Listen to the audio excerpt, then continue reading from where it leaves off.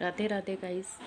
कर्मों की खेती में आज मुझे कुछ विचार आया था, कुछ चैनलिंग हुई थी ऐसी शब्दों की, तो मैं ऐसे भूल जाती हूँ, पर मैंने लिख के रखा है तो मैं आपको पढ़ के बताती हूँ।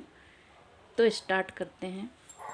जैसे अगर आप सभी छोटे बच्चे हैं तो आप अपने माता पिता की गाइडेंस में चलेंगे और जो भी माता पिता आपको सिखाएंगे तो आप सीखेंगे। लेकिन अगर आप टीनेजर हैं, मतलब आप 10, 15, 20 साल के हैं, तो आप अपने दोस्तों के साथ अधिकतर रहते हैं, तो जो दोस्त करेंगे वैसा ही आप करेंगे। और लेकिन अगर आप 30-35 के हैं तो आपको जो आपके जीवन साथी हैं उस हिसाब से आपको चलना पड़ेगा, और वो जैसे चलाएंगे वैसे चलेंगे आप। पर अगर आप शुरू से ही आध्यात्मिक हैं तो आपको समझ आएगा कि सही क्या है और गलत क्या है, और कर्म क्या है और कर्मों का सिद्धांत क्या है। क्या हमारे माता पिता हमें सही गाइडेंस दे रहे हैं? क्या हमारे दोस्त हमें सही गाइडेंस दे रहे हैं? क्या हमारा जीवन साथी हमें सही गाइड कर रहा है? तो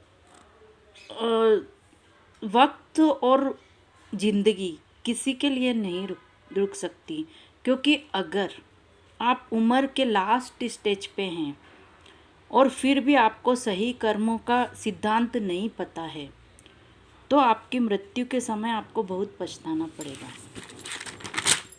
जब आप आखिरी सांसें गिन रहे होंगे तो आपको पता चलेगा कि आपने क्या कर्म किए, अच्छे या बुरे। तो गाइस, बच्चे सोचते हैं बड़ों को देखकर कि हम तो कभी बड़े होंगे ही नहीं, और बड़े सोचते हैं बूढ़ों को देखकर कि हम तो कभी बूढ़े होंगे ही नहीं, और बूढ़े सोचते हैं जो भी उनके सामने मर जाता है, जिसकी भी मृत्यु हो जाती है बूढ़े होकर, अधिकतर 80-19 के एज में या उससे पहले भी, तो वो सोचते हम तो कभी मरेंगे ही नहीं। यही सोचने में ज़िंदगी हाथ से निकल जाती है, और वह वक्त आ जाता है जब आपकी सोच भी कम पड़ जाती है।